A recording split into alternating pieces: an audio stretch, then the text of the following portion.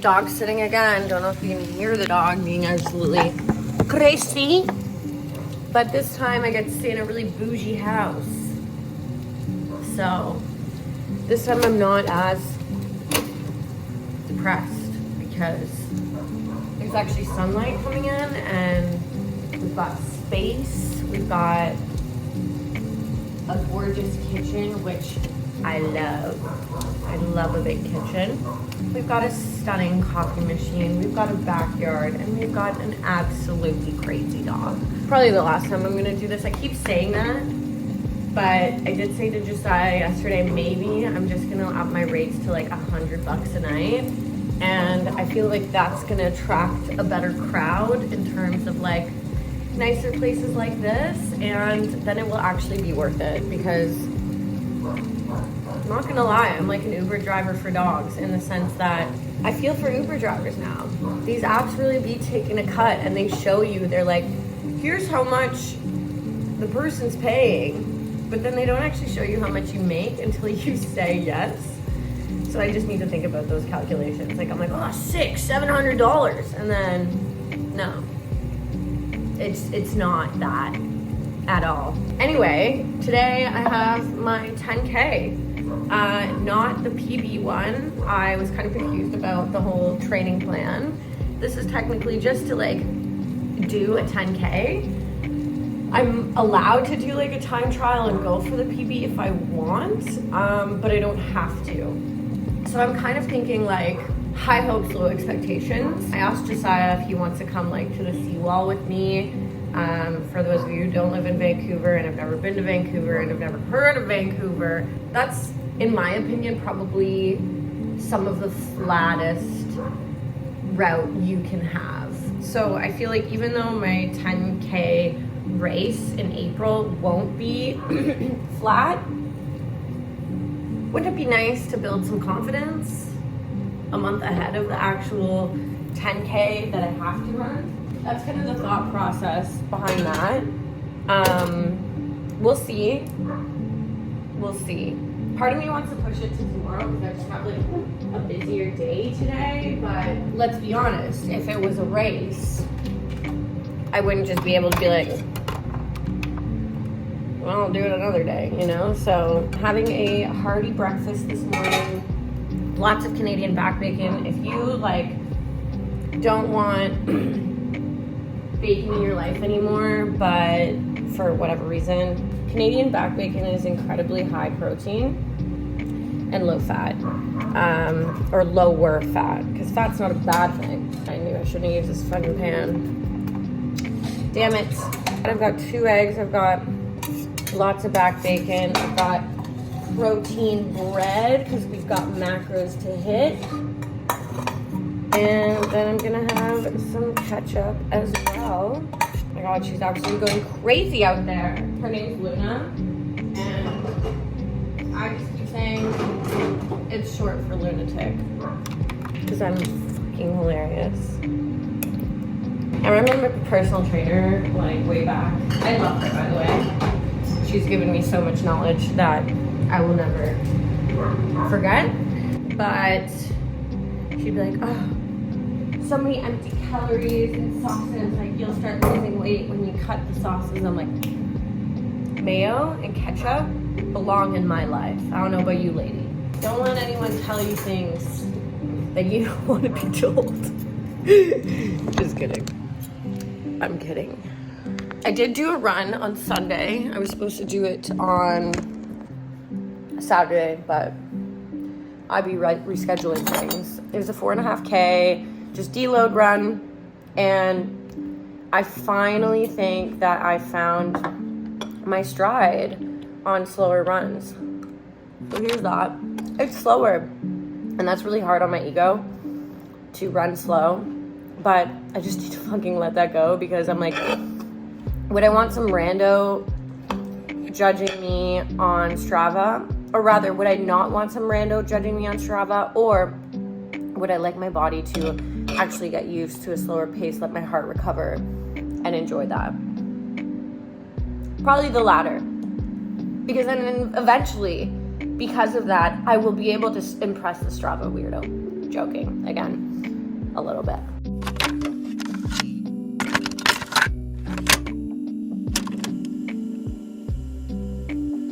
Luna, come here, Luna.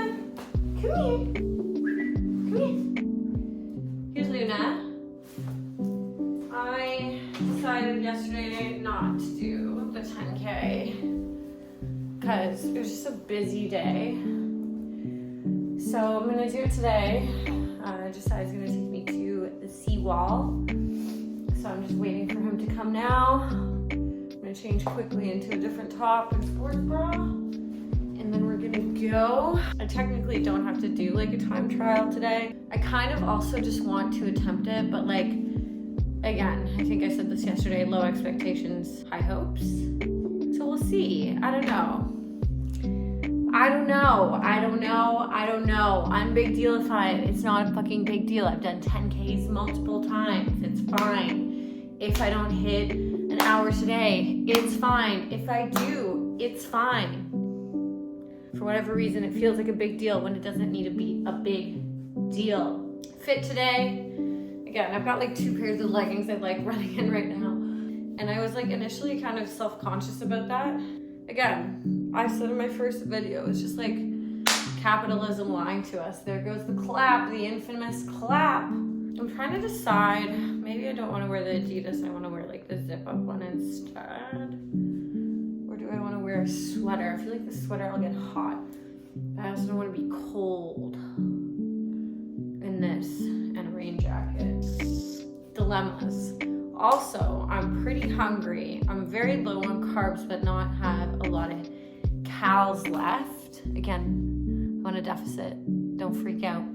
I don't always track. But my bananas aren't right. So what do I do? What? What do you want to say? 3 easy steps. Power, money, and looks. Yeah, that's the advice on this channel. Yeah, power, money, and looks. Luna! It's okay. She loves him more than she likes me. All right. We're gonna go. Run, run, Run! He said the only thing that matters is that I have fun.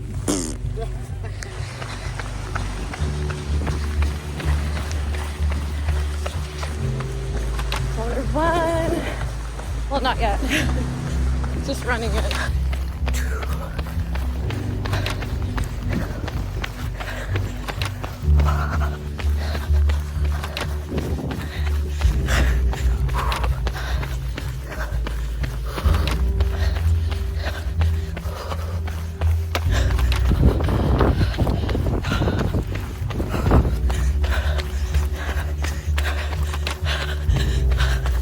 I'm gonna do it.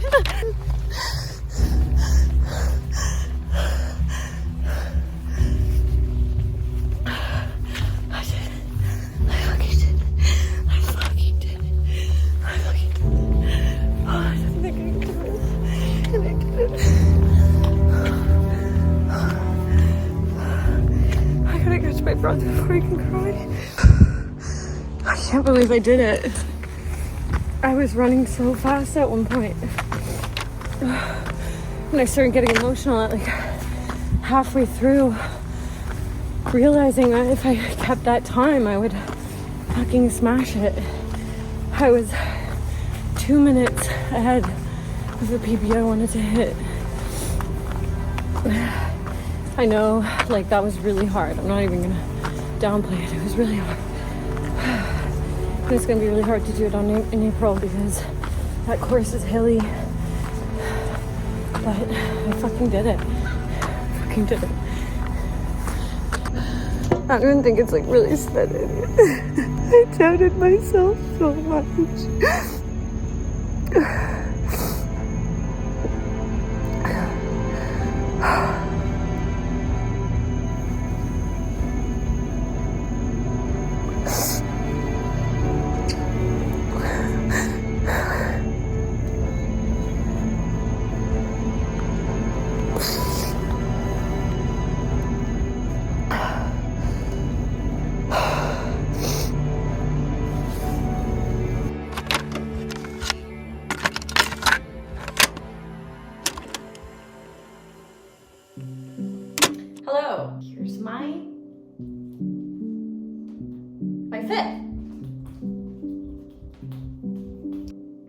I feel like I didn't share that much about hitting the 10K PB. Some people might be wondering, why does this girl cry after every run? Please don't judge my appearance. I have had a bit of a difficult week. After the 10K run, I hit my PB. As I probably already said before I went out, it was a high hopes, low expectations moment.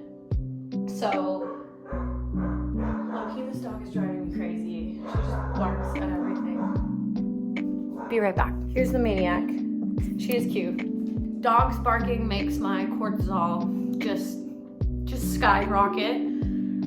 I'm realizing as I do Rover more, I'm a cat person. Anyway, the reason I cry when I hit PBs, when I do something I didn't think I could do, is because I did something I didn't think I could do. Obviously, I chose the seawall because it made achieving that goal a little bit more attainable.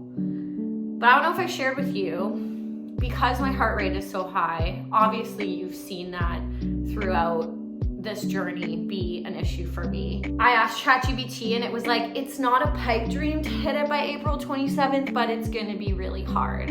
So the fact that I fucking did that more than a month early was just so wild. I'm not gonna lie to you, I spent the entire run in zone 5, which is like max heart rate. Not great for your body. Also, in hindsight, I did not feel great for that run. I didn't know that like eating very high fibrous foods and a lot of protein before a run fucks you up. I got what I think was, unless I just randomly got a stomach bug like right after, even though Josiah had some weird stuff going on the night before. Immediately after my run, it was like the craziest cramps I've ever experienced. At first I was like, oh my God, did I just like get an early onset period? But I didn't even sleep that night. That's how much pain I was in. And I low-key was like, if I didn't know the symptoms of appendicitis and like what side it's supposed to be on and where it's supposed to be in the body, I would be going to the hospital right now. Like, I was in that much pain. So then Thursday I had to take off completely because, again, like the pain was just not going away. And if you look it up, like runner's gut or runner's stomach apparently is more like shitting yourself on a run, which like has happened to some folks. It's happened to me. Not in this journey, honestly. I think just because I'm like getting better at like fueling and knowing what's working for me. But in the past, I used to like literally have to run to a public toilet. And hey, if you've seen Davis Clark or whatever his name is, he like shat himself like crazy in the marathon. I gave it out to everything I have for the people. 256. I shit my pants like crazy. But those things happen when you are pushing yourself to your utmost ability, which I 100% was doing. Like, I don't know if you, vlog number 3, I was doing intervals at like 5:30, 5 minutes and 30-second kilometers. And I was like, if only I could run that for a longer period of time. Bro, I literally did. If I haven't put the stats up yet of like my splits, again, they were not negative splits, which means you're getting faster throughout the run, but I think my fastest kilometer was my last because I was like, let's go. I beat that PB by 2 minutes. And when I last looked at my fastest 10K, which was when I ran my 12K, was an hour and 2 minutes. So shaving 2 minutes off your PB is like, especially in a few months, it's not a small feat. I shaved off 4. Not to mention that 1 hour and 2 PB was on the seawall. So like same conditions. Obviously 2 kilometers longer, but I don't know, it's just like crazy to me that I did it. Yeah, it's emotional because there's a part of me that's like, again, I'm coming home to myself and all the little setbacks and frustrations and doubts, they just like melt away when stuff like that happens. It's just such a good, validating feeling that even though like your training isn't perfect, you're probably not running as much as you should be, or you've had a few setbacks with your mindset or your eating, like you still did that. It just, what better proof and validation that like to keep going and to keep trying. And my client had ran her first kilometer nonstop a day before, and one thing I asked her, I was like, why did that happen? And she said, my headphones died and I decided, like, I was at 0.75 kilometers and I said, fuck it, I'm just gonna do it. Like, when I was at 5K and I was at about 25 minutes, I was like, fuck it, I'm just gonna do it. Like, I can literally slow down if I want to and I will still hit this. And so, yeah, like, I don't know, I just like want to go back to Alice in January 2023 when I first started this, when I took my like very sad and ashamed before photos. Like, to be like, yo, you're doing some crazy shit. You started your YouTube channel. You have a fitness accountability business. You are helping people achieve their goals and you're doing things that you never thought were possible at that time. That's what makes me emotional, because I remember thinking like it's just never gonna happen. And sometimes when you just choose to believe that something's gonna happen, that's when it does.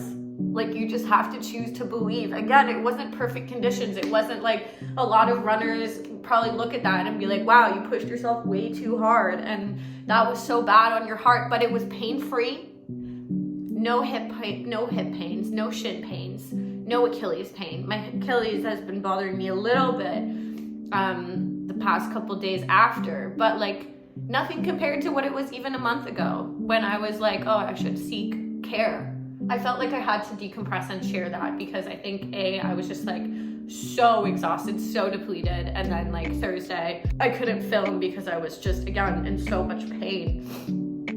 But then it's just so interesting how it's like you go back to basics. Like you write the day off and you just lay down and rest and you take care of yourself, because that is just as much a part of this journey as it is pushing yourself.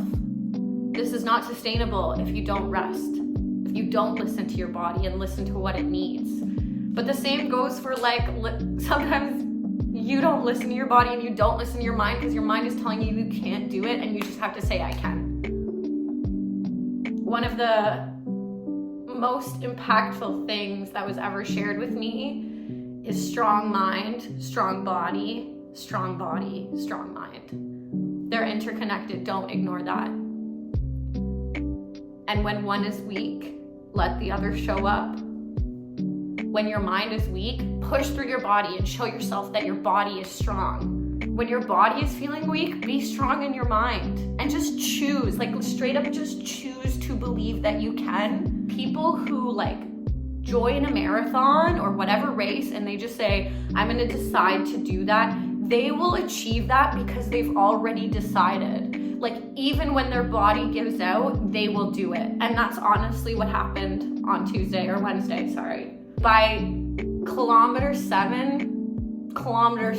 I was like, whew, this sucks, this is hard. But I was like, it's just not even an option. I am more than halfway there. So we're doing it. And again, if I was feeling pain, if I was feeling injuries, I would have stopped 100%, or I would have slowed down, but that wasn't even the point. It was like my body and my mind were fighting and I just was like, I'm doing it. I'm just really proud of myself. And I hit that PB no matter what happens on April 27th. I mean, it would be sick to at least do another sub 1 hour. It's gonna be harder because it's a hillier course, but at the same time, I have a month to train. So I'm just gonna choose to believe I can, and I will. One of my clients' affirmations to herself is, I can and I will and I'm capable. So I can and I will and I'm capable. And I love that people who might be chapters behind me inspire me, because I know I'm inspiring them. But like, never, ever, ever underestimate the way that you show up for yourself inspires others. Everything has a ripple effect. So be positive, be a positive energy out there. And as Shia LaBeouf would say, just do it. Or Nike, they're both problematic.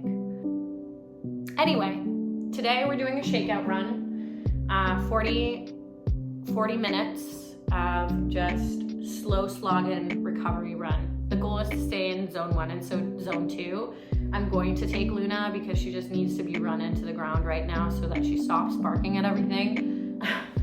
I'm probably not gonna film. I think I'm at least not going to talk on my recovery runs because like it is actually really important. I think I said in vlog 3, I was like, oh, going so slow, it's not gonna aid my PB. Bullshit past Alice. The rest and the slowness and the recovery is just as important, and not every run needs to be fast. Actually, quite the opposite. Even if that means 9-minute kilometers today, then that's what we're gonna do. Because it all matters. Every single run, every single kilometer, every single thought, every single word that you speak, they all matter. Don't underestimate that. You can, you will. You are capable, and you, not just that you will, you are. You are doing it. Just by being here, just by watching this, you are contemplating your change and your transformation, and I'm not talking just physical. If I was only worried about the physical, I would not be achieving these things. Focus on the process, and the results will come.